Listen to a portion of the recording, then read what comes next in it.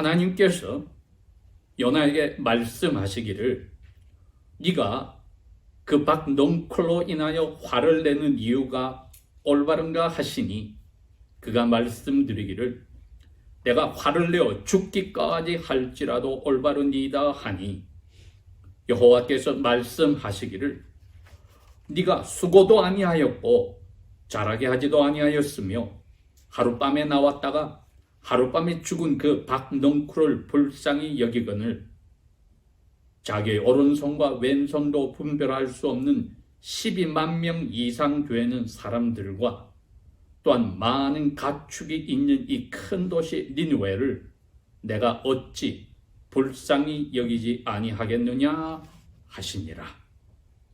아멘.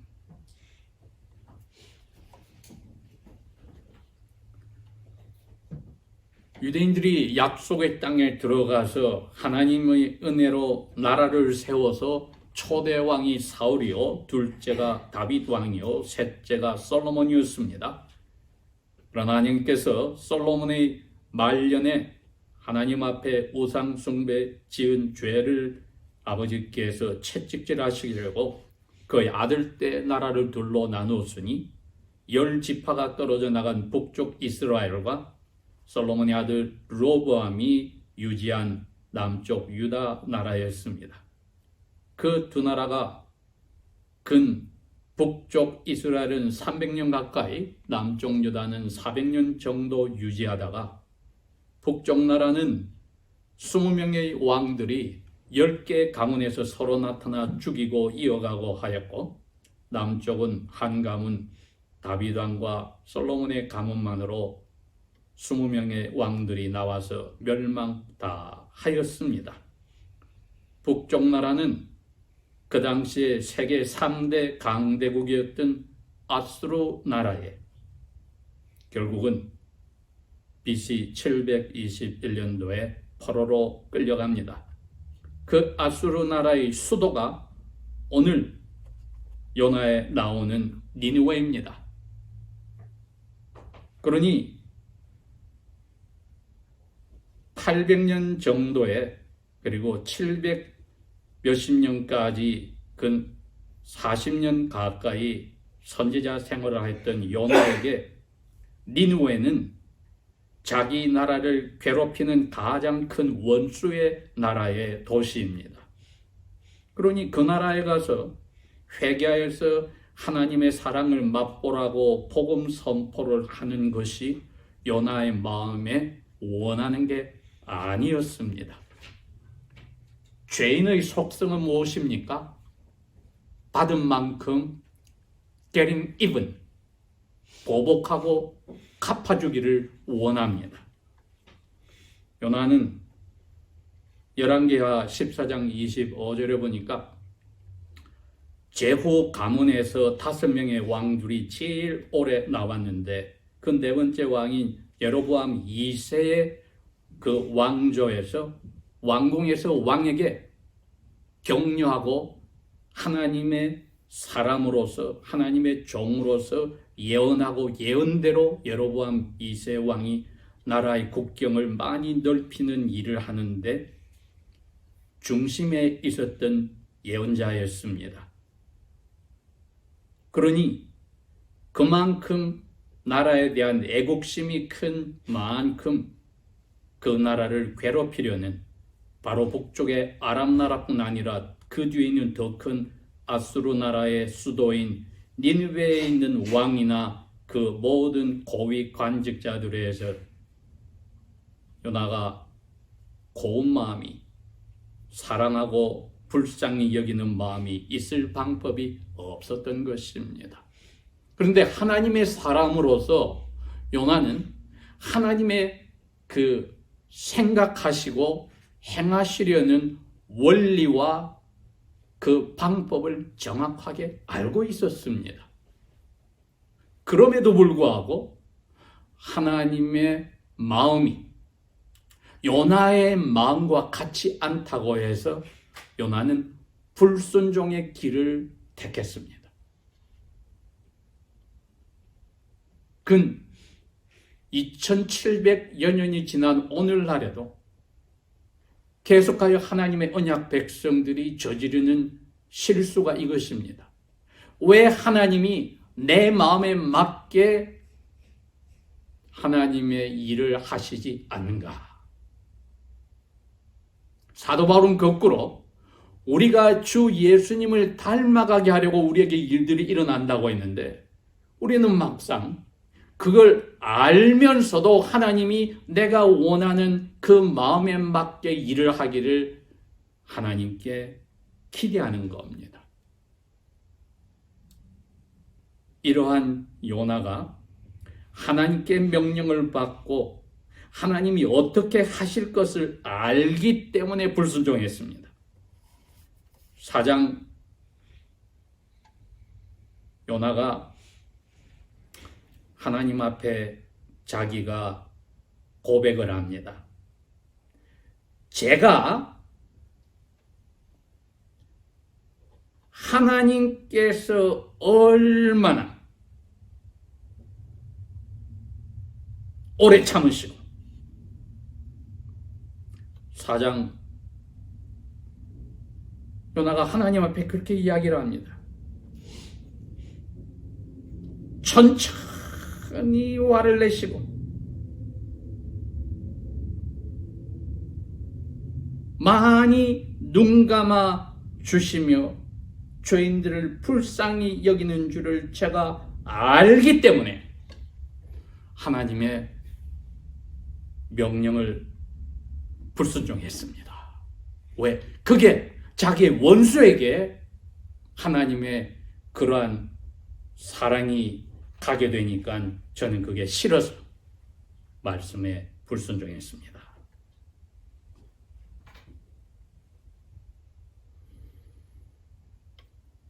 제목을 제가 오늘 뭐를 붙였냐면은 4장 11절에 하나님의 말씀, 야훼의 말씀을 그대로 제가 했습니다.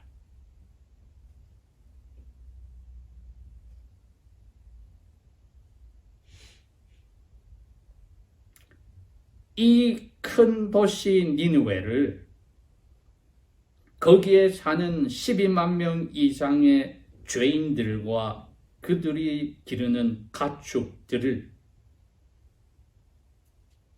하나님께서 불쌍히 여기지 않으실까?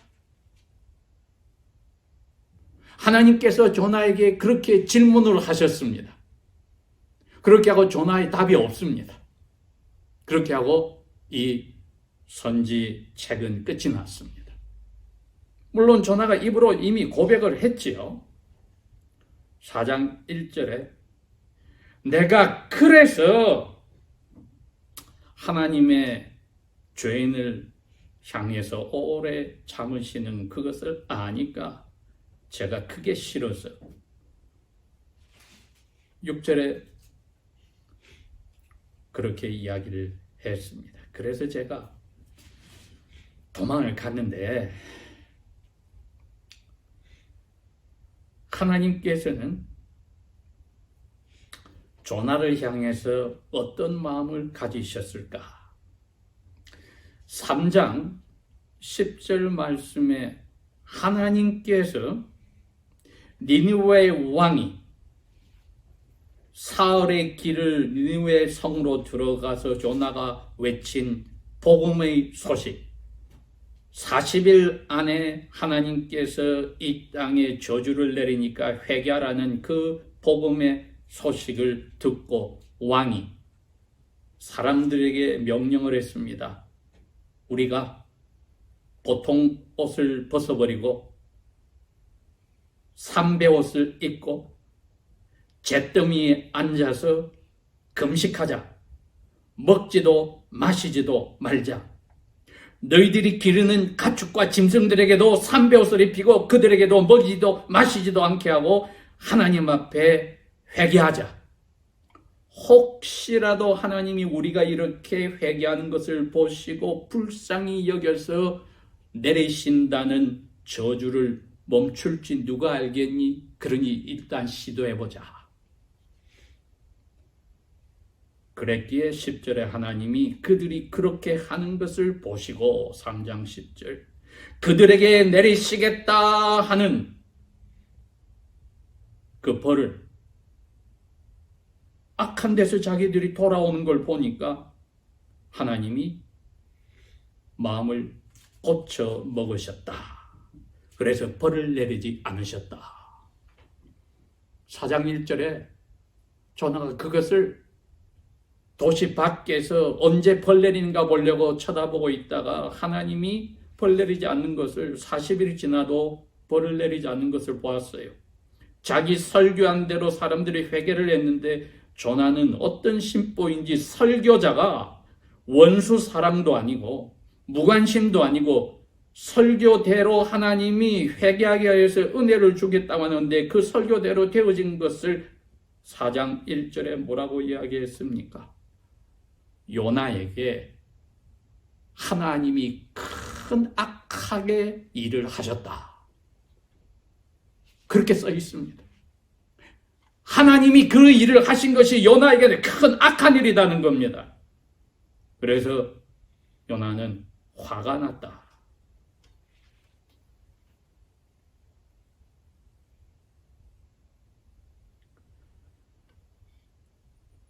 (2000여 년) 전에 주님께서 베들레헴 그 마을 구육관에서 태어나실 때가 이제 저희들이 정확하게 알지만은 그 당시에 BC 6세기에 2월 28일 음력으로 그때 양력으로 5월 14일이다 합니다. 그러나 우리 전통적으로 근 2000년 동안 저희들이 12월 25일을 생각을 하고 있는데 이 성탄의 시즌에 하나님의 사랑을 죄인들을 향해서 불쌍히 여기는 마음을 한번 돌이켜보면서 내가 하나님의 사랑에 붙잡혔다면 과연 그 하나님의 사랑을 내가 해는 아닐지라도 달처럼 해게 받았던 사랑을 밤에라도 어두울 때 사람들에게 비춰주는 그러한 그리스도의 삶을 사는가 하고 하나님께서 조나에게 4장 11절에 던지셨던 질문을 우리에게 오늘 던져보는 겁니다. 하나님께서 하나님의 언약 백성을 망하게 하고 나중에 포로로 잡아가기는 그 니느웨에 있는 죄인들을 심지어는 가축들과 짐승들을 불쌍히 여기지 않으실까? 얼마나 이기적인 요나 선지였느냐 하면은 그 후로도 2700년이 지나서 오늘날까지 아마도 주님 오실 때까지 많은 신약시대의 언약 백성들은 요나와 같은 자리에서 자기가 기르는 과수원이든지 꽃밭에 꽃이든지 텃밭에 몇 개 안 되는 채소든지 자기가 취미로 키우는 새가 되었든지 고양이가 되었든지 개가 되었든지 거기에 정성을 쏟고 사랑을 하고 챙기는데 막상 죄인들을 향한 사람을 향하여서는 불쌍히 여기는 마음이 없다. 자기 고양이가 다른 집 고양이에게 당하고 개가 당하고 새가 쫓김을 당하고 또 토끼나 다람쥐들이 와서 자기의 꽃밭을 훼손시키려 할 때에 기분 나쁘고 화가 나고 할지 몰라도 죄인들을 향해서 하나님이 불쌍히 여기시는 마음을 우리는 과연 가지고 살까 하는 성탄의 계절에 하나님의 사랑의 결정체가 만들어낸 성탄절 계절에 우리에게 물어보는 겁니다. 나는 과연 하나님께서 죄인들을 불쌍히 여기시지 않을까 하는 그 우리에게 던지고 요나에게 던진 질문에 그렇습니다. 하나님은 불쌍히 여기시지요. 약 100년 가까이 하나님이 니느웨 백성들의 회개에 대답하셔서 저주하기를 100년 가까이 멈추어 주셨습니다. 그리고 100년 후에 결국은 아모스 선지에 있는 말씀대로 그들이 다시 죄의 길로 들어가서 그들을 통하여 이스라엘을 포로로 데려가게 하는 하나님의 악한 도구로 쓰는 자리로 갔고, 그 아수르를 바벨론 나라를 도구로 써서 멸망시키는 일을 결국은 하십니다. 그렇지만 오늘 이 본문의 말씀은 저희들에게 묻습니다. 시내산에서 금방 하나님 앞에 10가지 말씀을 받아서 어떤 모습으로도 하나님의 형상을 만들지 말고 거기 절하지 말라고 한 그 명령을 40일도 되지 않아서 저지른 이스라엘 백성에게 하나님께서 화를 내시면서도 모세 앞에 시내산에서 내려오셔서 출애굽기 34장 6절 7절에 하나님 자신을 이야기합니다. 야훼로라 야훼로라, 자비롭고 은혜롭고 화내기를 더디하고 변함없는 사랑에 넘쳐나고 약속을 지키시는 신실함에 넘쳐나고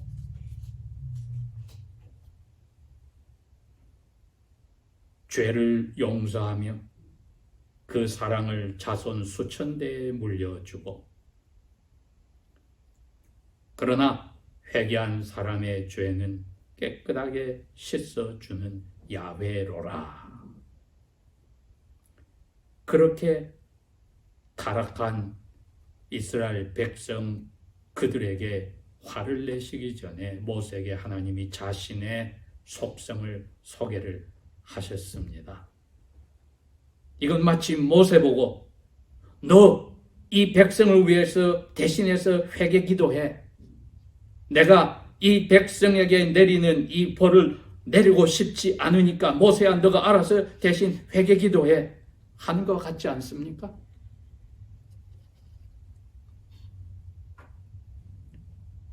요나 4장 2절에 요나가 하나님 앞에 고백한 그 말 똑같잖아요. 제가 그래서 다르시스로, 오늘날 스페인이죠, 거기로 도망가지 않았어요. 왜? 하나님은 은혜로우시고 자비로우시고 화내기를 천천히 하시고 변함없는 사랑이 넘쳐나고 악인들에게 벌 내리는 것을 거두어 가실 수 있는 분이기 때문입니다. 바벨론의 포로로 잡혀갔던 제사장 에스겔은 18장 23절에 하나님의 말씀을 잡혀온 이스라엘 백성들이 회개하기를 원하여 인용합니다. 나 하나님이 악한 자들의 죽는 것을 기뻐한다고 생각하느냐? 오히려 그들이 악한 길에서 회개해서 살기를 기뻐하지 않겠느냐? 하나님 마음을 그대로 인용했습니다.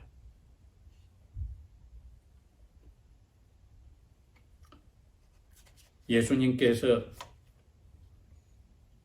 요나를 인용하면서 요나보다 큰 자가 여기 있다고 말씀하셔 자기 자신을 소개하시는데, 신약성경 사복음서에 예수님이 오셨다는 문자가 2번 기록이 되어 있는데, 하나는 누가복음 13장 34절이고 하나는 요한복음 11장 35절에 나와 있습니다.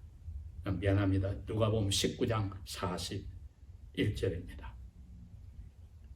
그러나 예수님께서 오셨다고 했을 때에는 요나의 심정과 반대되는 심정이었습니다. 예루살렘으로 이제 잡혀 죽으시러 가실 즈음에 감람산 기슭에서 예루살렘을 쳐다보시고 예수님이 예루살렘을 위해 오셨다. 누가복음 19장 41절입니다. 그 앞에 다시 예루살렘을 방문했을 때 13장 34절에는 예루살렘아 예루살렘아, 선지자들을 죽이고 보냈던 사람들을 돌을 던져 죽인 이 도시야. 내가 너희 후손들을 다 모아서 마치 암탉이 병아리들을 자기 날개 밑에 품으려 하듯이 품었건만 너희들이 순종하지 않고 원하지 않는구나.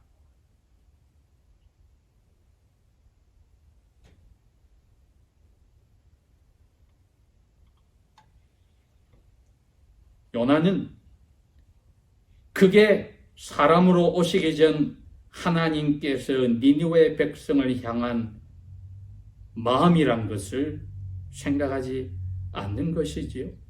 그러니까 그 10만 명 이상이 되고 가축들을 위해서 슬퍼하는 것이 아니라 자기가 기르지도 아니했던 박농쿨이 하루 사이에 자랐다가 하루 사이에 벌레 먹혀 없어지는 그것을 슬퍼하였던 것입니다.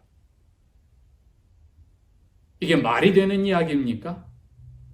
그러나 하나님은 그 말이 안 되는 가장 이기적인 하나님의 종이요 사람인 요나를 향해서 먼저 오래 참으시고 끝까지 이야기를 하시면서 설득하는 모습을 오늘 저희들이 보지 않습니까? 우리 신앙생활이 어떠하였든지 하나님은 우리에게 그걸 보여주시는 겁니다. 사랑을 받았으면 이제 위선적인 표현 대신에 우리를 서로 좋아하고 존경하고 사랑하는 사람끼리의 사랑이 아니라 짐승이나 식물이나 우리가 좋아하는 것들에 대해서 애착 가지고 불쌍히 여기고 챙기는 게 아니라 우리를 결국은 잡아먹는 원수와 같은 그 죄인들과 그들이 키우는 가축까지 하나님이 불쌍히 여기시지 않으실까 하는 그 질문에 저희들이 주여, 큰 사랑이 너무 커서 저희들이 위선의 삶을 가장 이기적인 우리의 마음에 하나님을 구겨 넣는 죄를 지은 것이 있으면 용서하여 주소서. 죄인들과 의인들에게 똑같이 자비를 베풀어 해를 주고 피를 내리시는 하나님의 마음을 생각할 때에 우리가 오늘 생각을 합니다. 하나님께서 요나를 향해서 끝까지 참으시고 설득하시는 그 마음으로 우리에게 지금 내가 너희들을 가장 힘들게 하고 상처 준 사람들, 보지 않으면 그만이다 하고 싶은 사람들을 불쌍히 여기지 않을까? 하고 질문할 때 주여, 성령을 통하여 아버지의 사랑에 저들이 붙잡혀 예수님의 모습을 닮아가게 하소서 고백하는 주님이 기뻐하시는 그러한 삶을 결심하기를 바랍니다. 우리 다 같이 그렇게 합시다. 기도하겠습니다.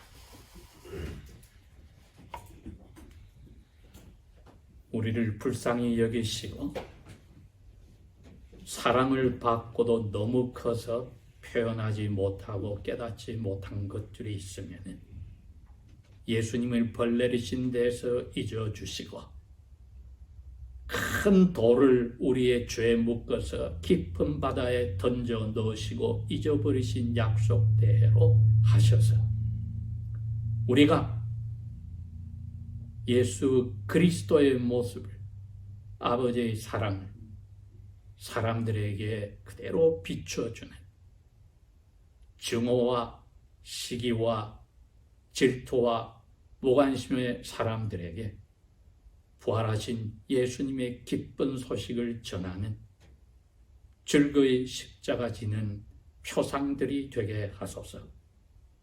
성령이여, 아버지의 마음을, 그리스도의 마음을 우리에게 가지고 오셔서 강물처럼 넘치는 사랑의 그 힘을 허락하소서.